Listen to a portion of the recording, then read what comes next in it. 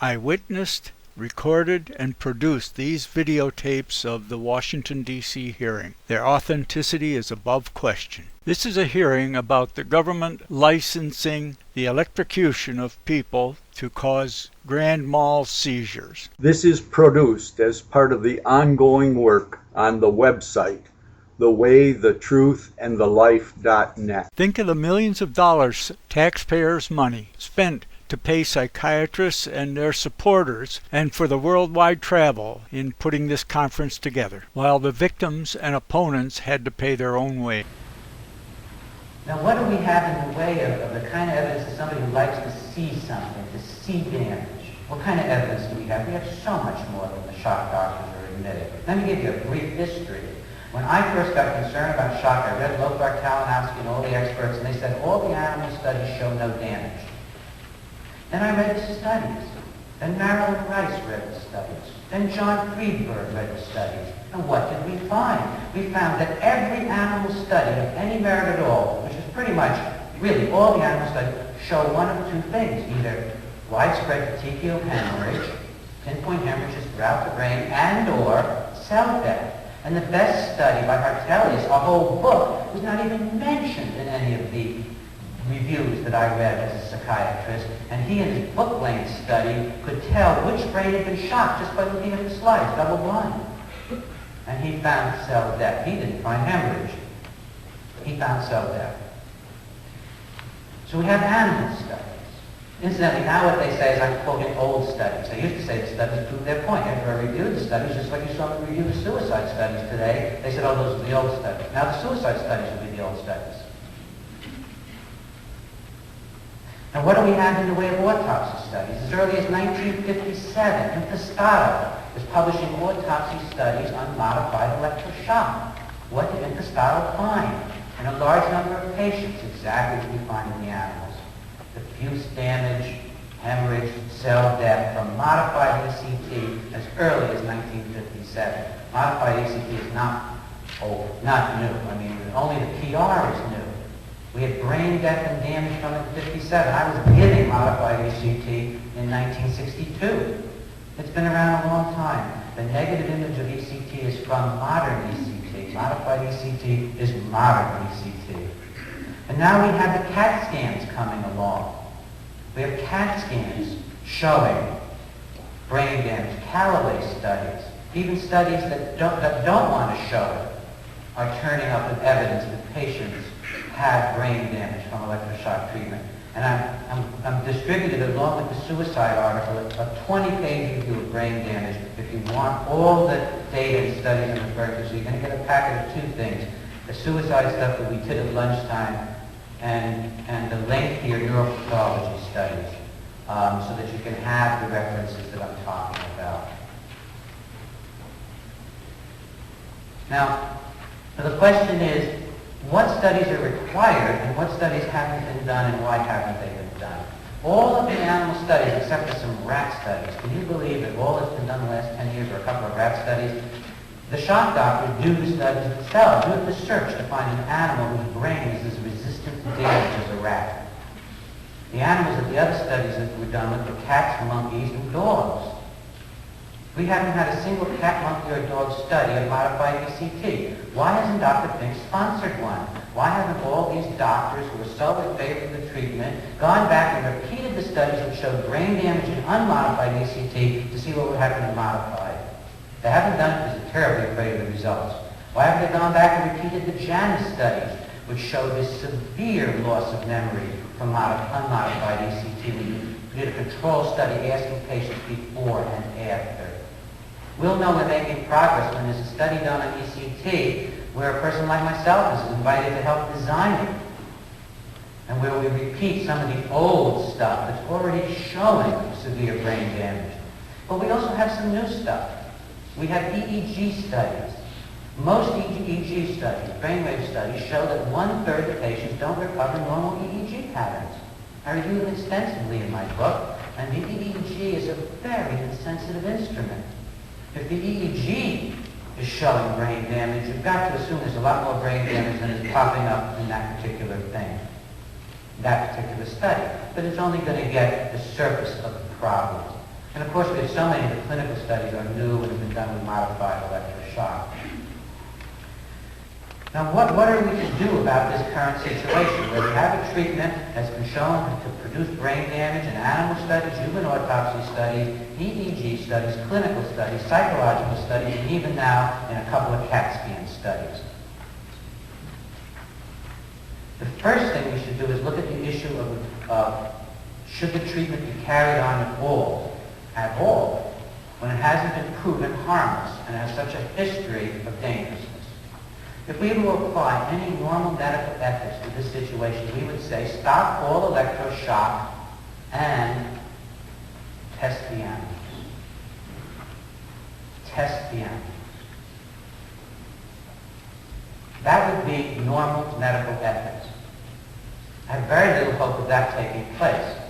But there is another thrust at this conference which is becoming quite clear from a number of the comments made, and that is that there's a general agreement that electroshock is controversial. The American Psychiatric Association says it's controversial. We have heard quoted that a third of American psychiatrists think that it probably is not a good idea to do electroshock treatment. Dr. Fink has described in his own writings how controversial and how even other doctors consider it to be inelegant and bizarre, to quote Dr. Fink. We have an APA survey which shows that 41% of American psychiatrists think that electroshock treatment produces brain damage. An APA biased task force, the APA task force is just a trade union task force. I wasn't invited to be on it. Lee Coleman wasn't invited to be on it. John Friedberg. The only people on an APA task force are doctors who approve electroshock treatment. The only physicians on it. Every one. And even there, with their own very skewed use of statistics and survey, they came up with 41% of American psychiatrists think that ECT produces some degree of brain damage. 41%. Given that, the most important thing to be said is that the patient has an absolute right to know that electroshock is controversial. After Dr. Lawson's presentation, after all we've heard just this morning, it's controversial. The fact that I'm the only physician here of 13 or 12 who's taking a negative position is not because I'm the only one. I mean, I suggested 4 or 5 other people as a start who could be here. So it's not that I'm the only one. It's very controversial. We have surveys now that I cite in my book that show many hospitals never use ECT, that use 20-to-1 ratio in private psychiatric hospitals where a high profit can be made. So in a very straightforward manner, I think we can call for first, if we were going to really follow medical ethics, for an end to ECT on human beings while we go ahead and do the animal studies which have already shown severe damage from unmodified ECT. And second, at the very least, if you're not willing to go that far, that electroshock, that a statement be made by you that electroshock is controversial, potentially damaging, and that the patient has the right to be informed of that. And what I want to conclude with is just 2 brief descriptions. These are quotes that are in my book from 2 different patients with normal courses of modified ECT. The first patient, this is Jackson, I'll call her. I couldn't remember my own home. I couldn't remember the day I was married. I couldn't remember faces. I'd be shopping in a grocery store and have people call me by name and ask, "How are you?" And I'd look at them, unable to remember who they were or what they were in my life. I was shopping one day and ran into a woman I had known for years, but to me she was a complete stranger. This was 9 months after the electroshocks. I was dreadfully ashamed and would cry. This was given to me actually several years after. She made no further recovery. Mrs. Sheffield, quoting her now, "Any relatively new skills or knowledge acquired prior to ECT were forgotten. A few remnants remained in the corners of my mind, but realistically speaking, they are gone. So far, I have not been able to relearn them, although I have tried. To this time, years later, many of the memories needed daily to accomplish my duties as a human being and also a wife and mother of other human beings remain shrouded. Many times I have felt like a second wife. I often find traces and marks of the other wife and feel she was then a much better person than I am today." I'm glad at least there's 1 out of the 12 or 13 today, and I do thank NIH and NIMH for that. Thank you.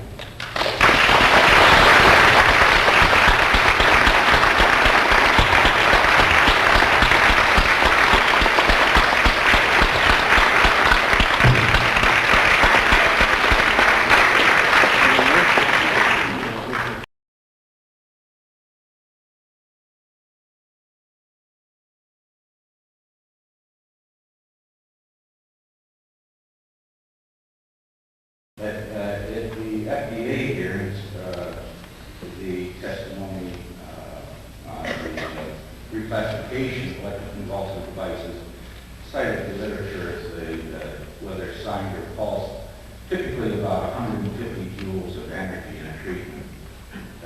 With the new Thymatron electroconvulsive device, if you check out at 400 volts, maximum of 0.9 amps, and 320 some millisecond pulses. Could you finish up your question, your remarks? Yeah, I would like somebody to tell me. I'm a teacher as well as a physicist, and I brought a kilogram with me.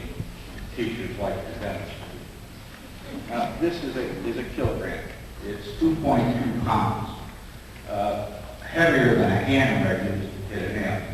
But I wonder if possibly like Dr. Stein could tell me how high I would have to drop this kilogram from in order to have it hit the ground with 150 joules of energy.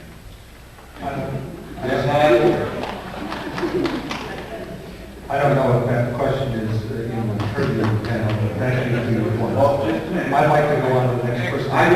This is only 10 joules of energy. You're talking about dropping it from higher than a 5-story building. That's physics. Supposedly in pre-med backgrounds. Thank you. I never got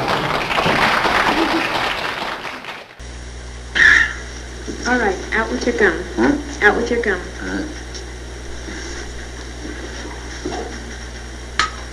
Okay, this won't hurt. It'll be over in just a moment. Uh-huh. What's that? Conductant. Oh, dab will do you. Right, Mr. Jackson? Open your mouth. What's that? This will keep you from biting your tongue. Well, Now just bite down on it. oh. That's right. Just bite down. Huh? Now bite down on it. Good. Are you ready? Ready.